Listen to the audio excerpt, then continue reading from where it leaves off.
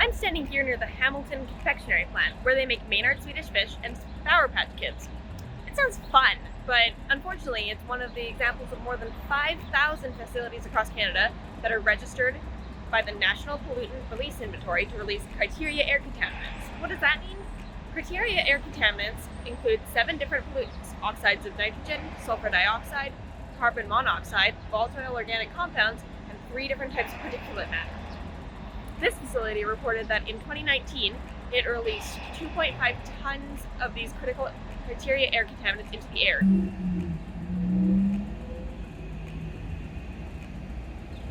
I'm standing filming this in an area that is called Census Tract 5370043. What does that mean? Canada divides its biggest metropolitan areas, including Hamilton, into census tracts to provide demographic data. In this area, 42% of the population are visible minorities, compared to an average of 17% across all of Hamilton's census tracts. In addition, as of 2016, the median household income here was around $46,000. Hamilton census tracts on average have a median household income almost twice that, at around $79,000. It's not just a coincidence that this factory here is in this neighborhood here. People of color and people with lower socioeconomic status are disproportionately impacted by air pollution, which is an inequity that can have serious impacts on their well-being. Urban air pollution contributes to premature deaths, significant health risks to children, adverse pregnancy outcomes, and various respiratory, neurological, and cardiovascular illnesses. Unfortunately, these inequalities of exposure to air pollutants are prevalent in many areas across Canada and around the world. Back to the air pollution. The database of these polluting facilities includes things like manufacturing facilities, like this one, waste treatment plants, and power generation plants. Therefore, it includes most of the sources of outdoor air pollution. But another important source, as you can see behind me, is combustion from vehicles. That means that another factor influencing pollution levels is road density. Overall, the whole problem with air pollution and inequalities has a lot of information to keep track of. The factories, the cars, the demographic data. Trying to visualize all this information on your own is a challenge. That's where you turn to the new GeoHub. You can find it here, and we're going to go through a demonstration of how to use it. When you come to the GeoHub, you first find the homepage. The homepage is designed to provide information about how air quality and health is measured and calculated in Canada. Hyperlinks to additional research and third-party applications which measure air quality based on particulate matter are also provided. It introduces examples of areas that emit high air pollution, as well as an interactive map highlighting industrial facility pollutant emissions and road density. The Vulnerable and At-Risk Groups section introduces how certain demographics are victims to environmental inequality across Canada. The banner along the bottom contains links to other pages. The Vulnerable Groups page was designed as a deeper dive into the demographic groups analyzed. It explains why these specific groups and socioeconomic variables were chosen and how they have influenced environmental inequality in Canada over the decades. All the work on this page references scholarly articles published across Canada, and hyperlinks are provided to each article and newsletter. The first of 2 applications we will demo today is the BIPOC and Facility Air Pollution web app. The landing page is designed to explain how the application is used, and images are provided as reference. This web app is an informative tool designed to compare Black, Indigenous, and people of color demographic data to common air contaminants produced by major facilities in Canada. The application opens with an overview of Canada. The red proportional symbols are representing common air contaminants in tons. Hit the bookmarks icon to select a city of interest. You will notice that the legend populates with 2 new features: % visible minority in blue and % indigenous people in purple. Hit the slider widget to toggle features on and off to compare and contrast the demographic data against each other as well as against the air pollution information. You'll definitely see environmental inequalities. You can turn off the slider and use the search bar to go somewhere else. Let's go to where the video was shot earlier. So use either the zoom in or the zoom out icons to exit out of the up and close view. You can click on either of the census tracts to get some more information. In this particular case, we've got demographic information about the visible minority in this census. You can hit the arrow and get demographic information about the percentage of indigenous people within this census tract. You can also click on a polluting facility, which are these red icons, to get more information about the CAC concentration in tons, as well as the company responsible for polluting. Use the Near Me widget for additional analysis. It's used to identify the closest polluter to you. Simply click on the icon, search for an address, and set up a buffer distance. The widget will identify the closest air pollution facility to the address that you put in. Alternatively, you can use a pin to set a new location, or you can use the location enabled by your desktop or laptop computer.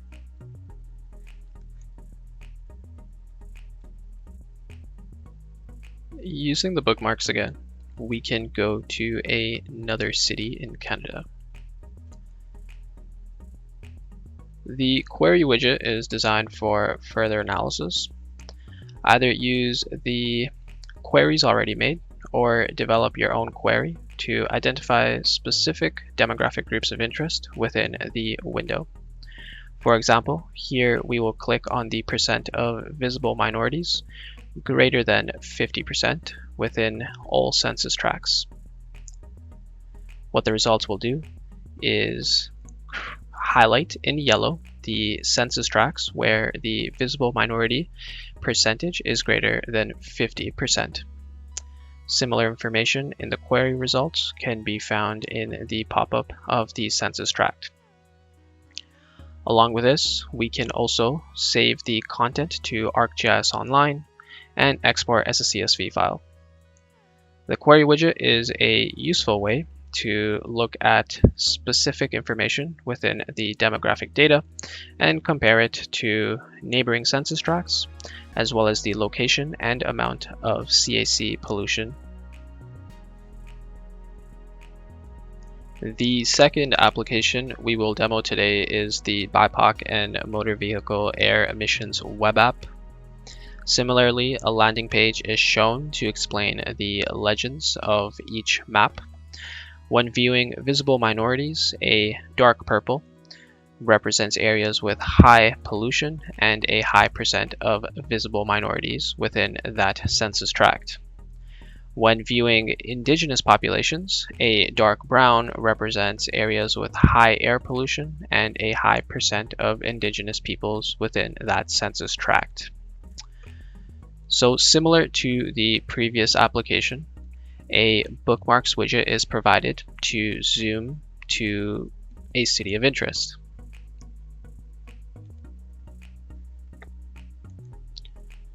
Opening up the Legends widget, we can see that a majority of Vancouver has a minority population.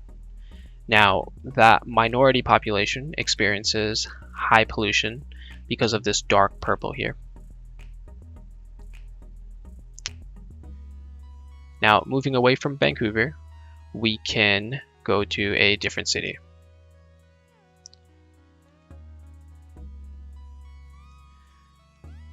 In Winnipeg, if we change our layers to look at the indigenous population instead of the visible minorities and show our legend again, we can see that there is large inequality here, with indigenous people being situated near facilities of high air pollution, indicated by the dark brown.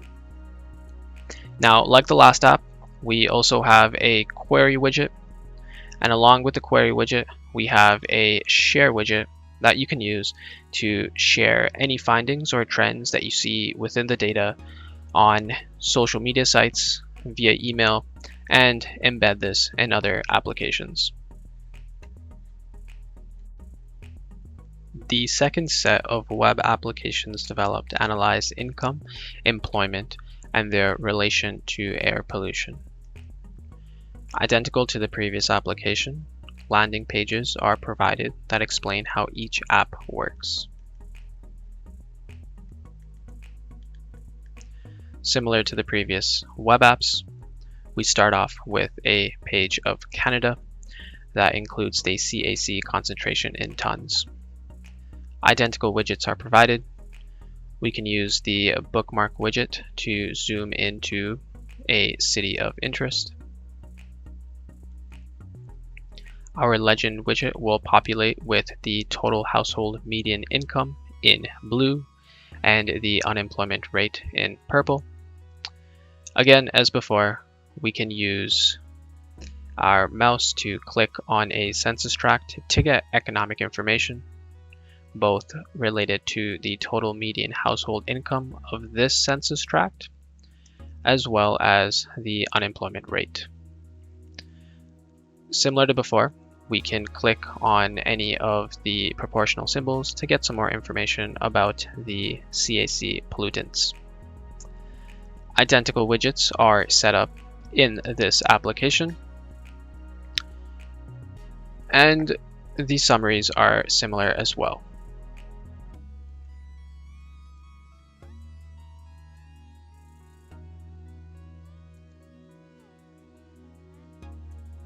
Page 5 is an overview of the data used to investigate the geographic and demographic relationship to air pollution. It is divided into air pollution data and demographic data, with links to sources and additional information embedded. Finally, a page to real-time air quality is also provided as an additional tab. So, you've now learned how to use the GeoHub and why the link between air pollution and inequality is so important. What can you do with this information? How can it be used to reduce inequalities? If you're a city planner, you could use it to ensure that additional development, such as roads and factories, do not disproportionately affect marginalized groups. In addition, urban forests in Canada help reduce the negative impacts of air pollution. In 2010, trees in 86 Canadian cities removed 16,500 tons of air pollution, which had hundreds of millions of dollars of health benefits. However, vulnerable groups also have less access to green space. This means that making sure that forests aren't removed and adding more if possible, especially where vulnerable groups live, will help reduce inequalities. If you're not a city planner, it seems a little trickier to address this issue, but the good news is there are things you can do. For one, you can use it as a source of information to discuss with your connections and raise awareness about the issue. In addition, you can send it to your government officials and ask them to take action. Remember the little share tool we showed you before? That makes this super easy to do. Thanks so much for watching, and we hope you find this GeoHub informative and useful.